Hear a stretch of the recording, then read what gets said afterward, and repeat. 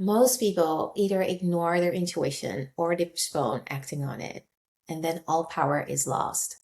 Last summer, I remember it so clearly. I was back home in the Netherlands, and I got a message from the school principal of my son's school asking if we would wire, the entire year tuition.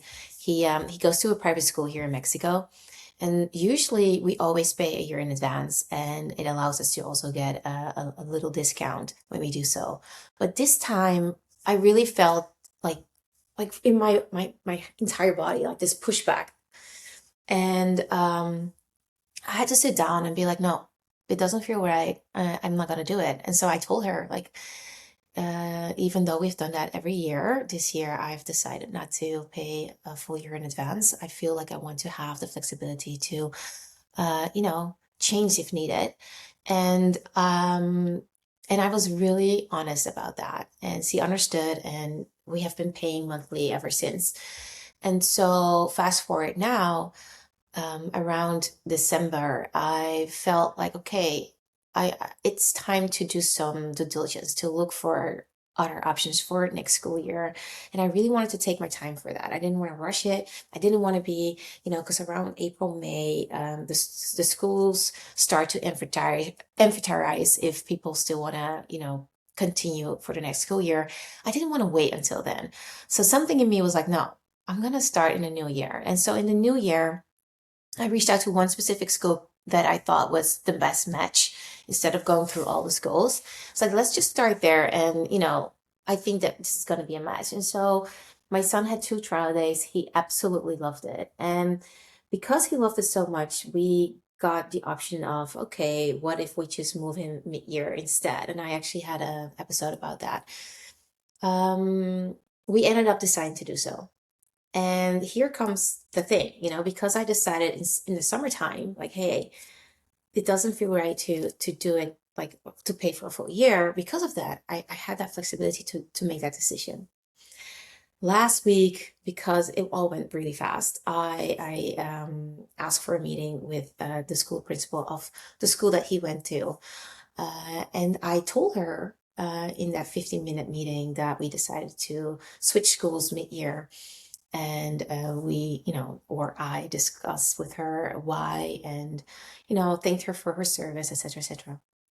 Later that day, I went to one of my girls here in town to print to pick up some prints because I don't have a printer. And as I was there, she said, "Hey Ash, come on the patio. I want to tell you something." And so we sat down, and as we were there, it was almost end of the day, so you could see that the sun was setting as well. It was just this beautiful view. So we sat down, and she told me, like, Ash, the principal's now having meetings one-on-one with parents to tell them that starting next school year, they're gonna discontinue all the classes above kids 8 years old. They really want to focus on the smaller kids. And I'm like, what? I was kind of like surprised because he didn't tell me in the meeting I had with her earlier that day. But it's not even about that. It was more about, oh my God, I sensed it because I could just not see my son there next year. I was like, no, I just don't feel it. I don't see it. I don't think that's a match anymore. And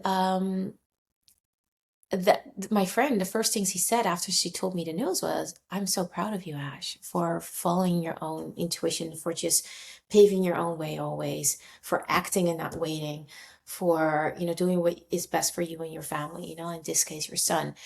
And I was like, oh my God, yeah. And it all started back in the summer when I really felt that block of I don't want to pay for a full year ahead. I just want to do it monthly now.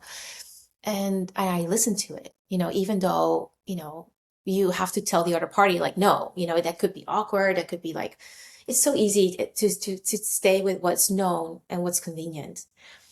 But then as I was walking back home, I was thinking, how much chaos we save ourselves with? Because can you imagine you've been at that school for years and now someone else makes a decision for you by saying, okay, we're not going to continue school in the next year for 8 years old and up.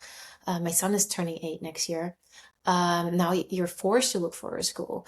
Now, because we live in a small community, there's a lot of competition because everybody needs a new school, right? all of that stuff, and also just the change within the organization. We don't have to feel that. We don't have to rush. We don't feel that stress, nothing. And so I saved us a lot of hassle. We stayed in our own peace. We stayed in our own lane. And I think that's the main message. A long time ago, I decided to always follow my instincts, to always follow that gut, that little voice. And I made it louder because I honored it. And then I started to understand that if I not if I'm not fully in my power, meaning if I don't, how can I say it? If I please others, or if I don't want to make trouble, or if I call that the good girl energy, or if I, become nonchalant, what happens is shit happens, stress happens, things fall apart happens. And things falling apart is not bad because this is falling apart, right? But it's a different energy, it's a different way. Like now I feel like this is exactly what we're supposed to do and it's fine. I think if we would have stayed and I would not have listened to my intuition, obviously it would still fall apart, right? But then with more chaos. And so I started to understand like, hey, if I don't really listen to my instincts, if I want to please others, if I'm not fully in my power, if I don't listen to that little voice, I get into trouble. And by honoring it, I am really helping myself and also the people around me. So my son, but even my clients with, um, the higher path, the higher road. Because this is what I also bring to my clients. I see that for them. I used to coach this guy who was also in a divorce. He had a lot of income, like, and a lot of properties and businesses. And so I gave him very clear advice based on certain topics. And it was with a warning because I could sense that if he wouldn't do it, things would fall apart. This guy didn't listen. And so it fell apart, and everything that I warned him about happened. And it's like when you have that gift, and actually everybody has this gift, but because I really trained it, it has become a gift where it's like this, this special aid that I have, that I honor, that I take care of.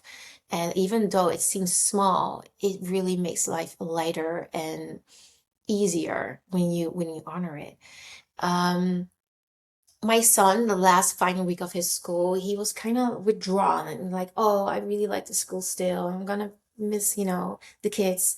I'm gonna miss, I think he specifically said, I'm gonna miss coloring because they can always pick what they want to color and then the teacher prints it out.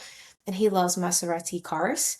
And so he always comes home with these beautiful drawings, colored and all of that. And I said, babe, if that's it, mommy will draw for you because mommy is really good in drawing and I love drawing, so I can do that for you now instead of school. But if that's the only reason why you feel withdrawal, those symptoms and having that feeling of, oh, I'm gonna miss it is normal. But I do know that this is the best school for you. And I didn't even know back then that the school was going to stop next year, right, for him. And so when I told him the news, he was really like, oh, okay. And I said, yeah, so either way, we would have to say goodbye. And now we got to make that choice. And now we got to really take our time to find a school that we feel is fit, not forced by someone else, not forced by outside circumstances, but by our own free will. And there's so much power in that because it saves you so much energy, it saves you so much stress, it saves you so much turmoil, if you just listen to that little voice and act on it and don't postpone acting on it. And then, yeah, maybe people will think you're no longer the good girl and pleasing everybody because, yeah, that school was used to us just paying a whole year ahead. Not everybody does that. So for her, the principal, that was a really nice thing. And she counted on it. And I understood that. But I had to honor myself first. And I cannot even tell you how many times I lost so much money and got so much like, like, I don't want to say, well, definitely stressed. Yes. Because I've been investing in a lot of stuff where looking back, I'm like, that wasn't the best move. And then every time when I did that little recap, it was because I wasn't really listening to myself.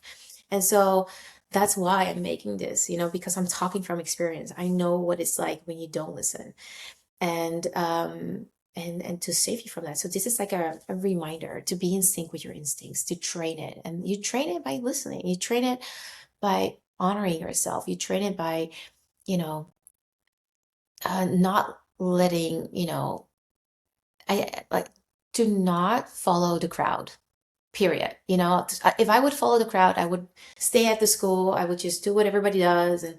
But I was following my own way. And that's actually what my friend reflected back. He's like, gosh, I'm so proud of you. Like, you're just doing it. You're always listening to your own gut. Always.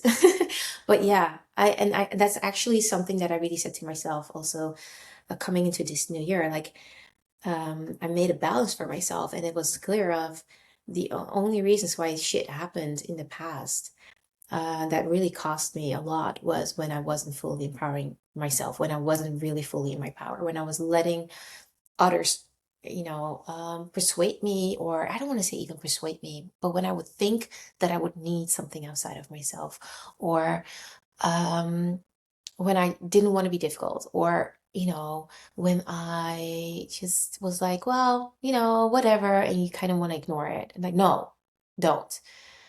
And the school is like a small example, because eventually, we would find another school, etc., etc. But I just feel like I saved us so much hassle and stress and inconvenience, basically.